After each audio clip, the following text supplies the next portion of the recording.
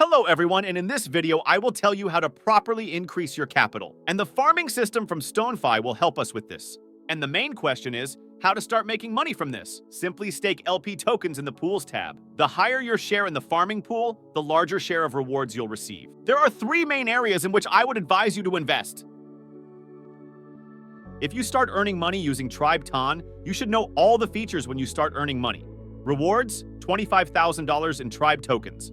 Farming period, until June 19th. LP token, lockup, 7 days. If you start earning money using SOX TON, rewards, $10,000 in TON. Farming period, until May 3rd, LP token, lockup, 30 days. If you start earning money using Duck TON, rewards, 500,000 Duck tokens. Farming period, until April 17th. Lockup of LP token, 14 days. In addition, I made a guide on how to farm using STON.fi. Follow the directions and find the bundle that interests you. The next step is adding liquidity.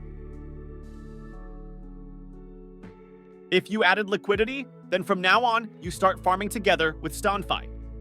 Confirm the transaction in the pop-up window and you're done!